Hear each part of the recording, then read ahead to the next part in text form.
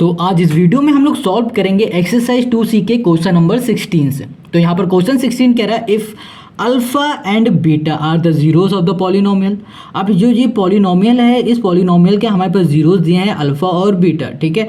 Alpha beta इस polynomial के हमारे पास जीरोस हैं। अब आगे क्वेश्चन कह रहा है write the value of alpha plus beta into alpha beta, इसकी हमें वैल्यू बतानी, ठीक है। तो ये बहुत ही ईजी, बहुत ही हलवा क्वेश्चन है। हमें क्या करना पड़ेगा, पहले जो हमारे पास ये पॉलिनोमियल गिवन है इससे हमें अल्फा प्लस बीटा और अल्फा इंटू बीटा की वैल्यू फाइंड करनी है। उसके बाद हम लोग क्या करेंगे, इसमें पुट कर देंगे और हमारा आंसर आ जाएगा। कैसे आएगा वो आते हैं हम लोग अपने सोल्यूशन पे। तो यहाँ पर क्वेश्चन ने क्या कहा था, क्वेश्चन ने कहा था कि इसके जो जीरोस है ना वो अल्फा है और बीटा है। क्वेश्चन ने गिवन है कि अल्फा और बीटा जो है ना वो इसके जीरोस है। इतनी बात क्लियर है। तो हमें पता है सम ऑफ जीरो, ठीक है। सम ऑफ क्या होता है, जीरोस। सम ऑफ जीरोस क्या होता है, सम ऑफ जीरोस का मतलब होता है कोफिशिएंट ऑफ एक्स, यहाँ पे लिखा माइनस, यहाँ लिख दिया कोफिशिएंट ऑफ, यहाँ पर हमने कर दिया एक्स, ठीक है। और डिवाइड में क्या होगा, यहाँ पर होगा कोफिशिएंट ऑफ, यहाँ पर हो जाएगा हमारे पास एक्स स्क्वायर, ठीक है।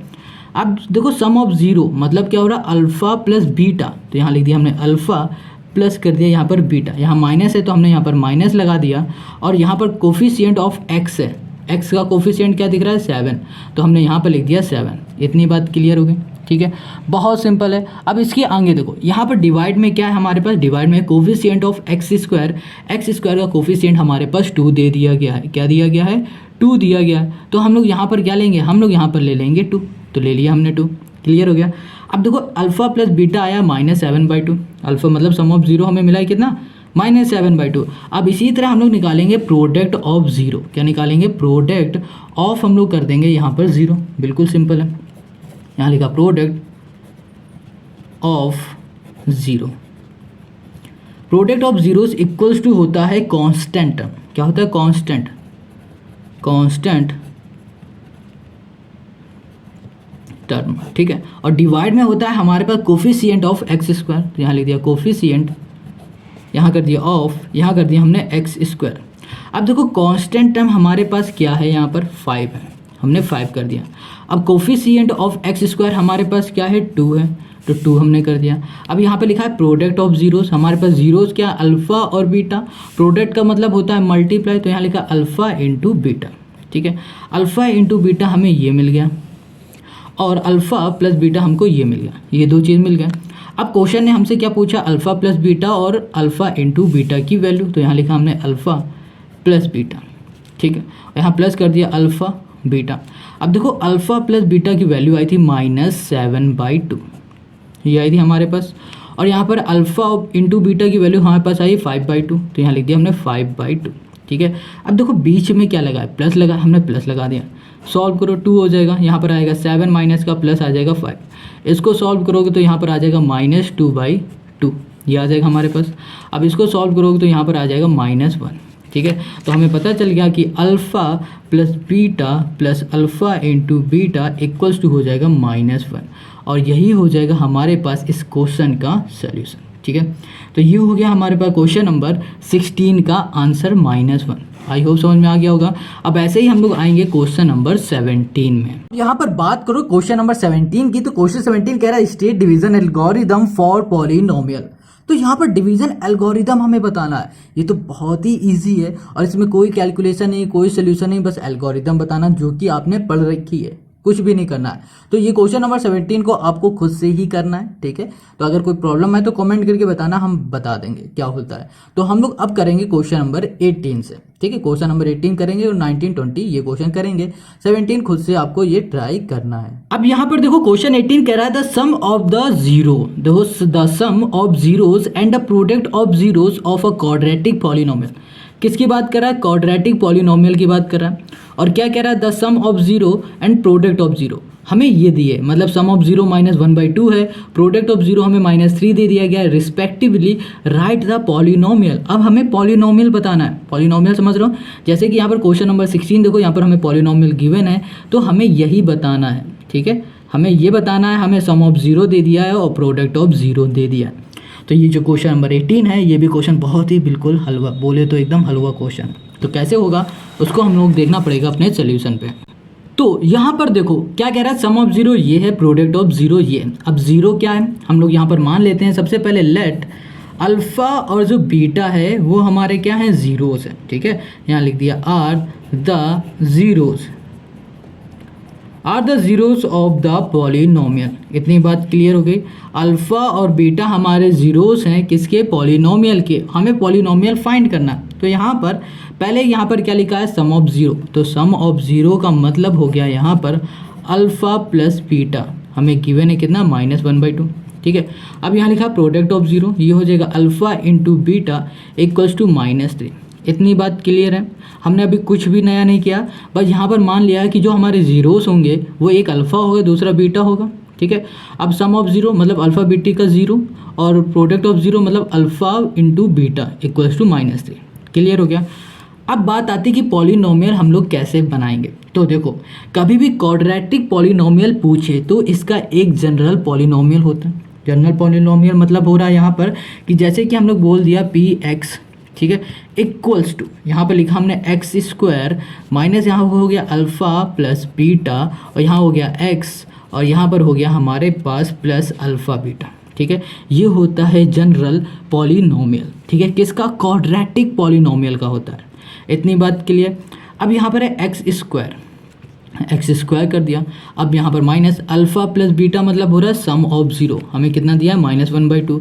तो हमने लिखा -1 यहाँ पर 2, और यहाँ पर हमारे पास x plus alpha into beta हमारे पास -3 है, तो हमने यहाँ पर -3 कर दिया। इतनी बात क्लियर हो गई।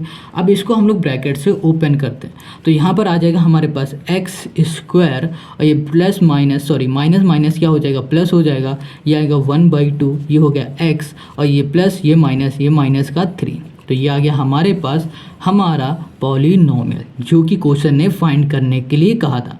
तो ये हो गया क्वेश्चन नंबर 18 का सोल्यूशन। ठीक है, अब बात करते हैं क्वेश्चन नंबर 19 की, और ये क्वेश्चन नंबर जो 19 है वो शॉर्ट आंसर क्वेश्चन में आता है। तो देखते हैं कैसे ये भी होगा हमारा। अब क्वेश्चन नंबर 19 में आते हैं। तो क्वेश्चन 19 कह रहा है write the zeros of the quadratic polynomial f(x) equals to 6x² - 3। ठीक है, अब हमें यहाँ पर क्या बताना, जीरोस बताना। कह रहा है write the zeros of quadratic polynomial. ये जो क्वाड्रेटिक पॉलिनोमियल दिया है ना, इसका हमें जीरोस फाइंड करके बताना। तो ये जो क्वेश्चन 19 है ये भी बहुत सिंपल सा क्वेश्चन है। हमें करना क्या है, इसके जीरोस निकालने हैं। अब कैसे निकालने हैं, उसके लिए हमें आना पड़ेगा अपने सोल्यूशन पे। तो अब देखो यहाँ पर क्या है, 6x² - 3, ये हमारा है पॉलिनोमियल। इस पॉलिनोमियल से हमें निकालने हैं इसके जीरोस। तो कैसे निकालेंगे, अगर इसको ध्यान से देखो तो इसमें हम लोग कुछ कॉमन निकाल सकते हैं, बिल्कुल निकाल सकते हैं। तो हमने 3 कॉमन निकाल लिया, तो यहाँ पर होगा 3 × 2 = 6, x² - 3 इक्वल्स टू आ गया हमारे पास 0। ये आ गया हमारे पास। इतनी बात क्लियर है। अब यहाँ पर देखो 3 है, देख लेते हैं एक बार हमारे पास जो क्वेश्चन नंबर 19, हाँ 3। ठीक है, तो यहाँ पर आ गया इक्वल्स टू हमारे पास 0। हमने जब 3 कॉमन लिया तो यहाँ पर हमारे पास 1 बचेगा, 3 नहीं आएगा, सिर्फ 1 आएगा। इतनी बात क्लियर हो गई। अब देखो यहाँ पर 3 हमारा मल्टीप्लाई में इधर भेज दो तो ये डिवाइड में 0 के हो जाएगा, तो क्या आएगा, 0 आएगा। तो हमारे पास बचेगा 2x², यहाँ पर आएगा -1 इक्वल्स टू आ गया हमारे पास 0। ठीक है, अब देखो -1 हमारा इधर है और इधर भेज दोगे तो ये +1 हो जाएगा, तो ये हो गया 1, और यहाँ लिखा है 2x²। क्लियर हो गया।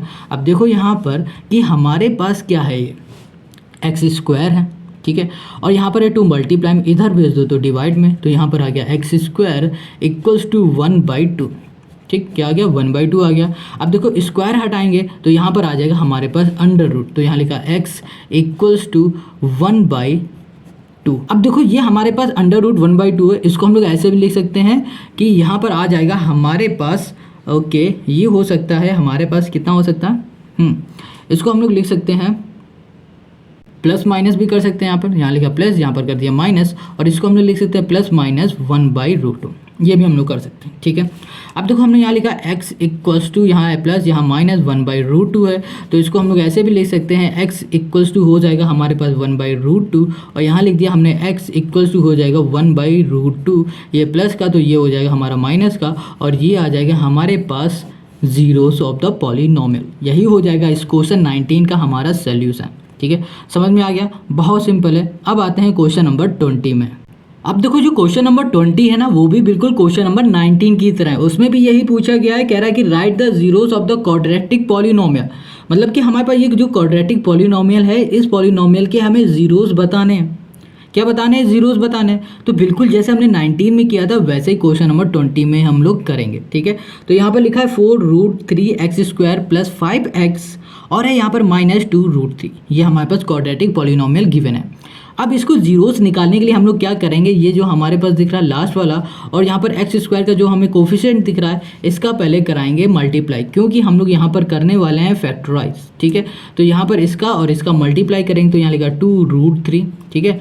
और यहाँ पर इंटू है 4√3 है, मल्टीप्लाई करो 4 2 से क्या हो जाएगा 8 हो जाएगा, वो भी हमारा जो 8 आएगा किसका आएगा, माइनस का 8, तो -8 कर दिया। √3 इंटू √3 मतलब क्या होगा 3, 3 8 से क्या होगा 24, लिख दिया हमने 24। अब देखो, अब इस 24 को -24 को हमें ऐसा ब्रेक करना है दो नंबर पे कि जब उसका हम लोग मल्टीप्लाई करें तो -24 आ जाए और जब हम लोग उसको सम कराएं तो हमारे पास प्लस का 5 आ जाए, ठीक है। तो देखो 8 से करते हैं, 8 से करेंगे तो 8 3 क्या होता है, 8 3 होता है 24, ठीक है। मगर ये प्लस का आ रहा, हमें किसका चाहिए, माइनस का, तो हमने यहाँ पर माइनस कर दिया तो ये -24 हो गया। अब हमने क्या कहा कि इनका सम कराने पर हमें मिलना चाहिए 5। तो कैसे मिलेगा, यहाँ लिखा 8 प्लस यहाँ कर दिया -3। अब ब्रैकेट खोलोगे प्लस माइनस माइनस होगा, 8 में 3 माइनस करोगे तो हमें 5 मिल जाएगा। तो देखो हमें प्लस का 5 मिल रहा है, माइनस का 24 मिल रहा है, तो वो दो नंबर हमारे पास ये हैं। अब इन दो नंबर को हम लोग यहाँ पर ले आएंगे। तो यहाँ पर लिखा हुआ है 4, यहाँ लिखा है √3x²।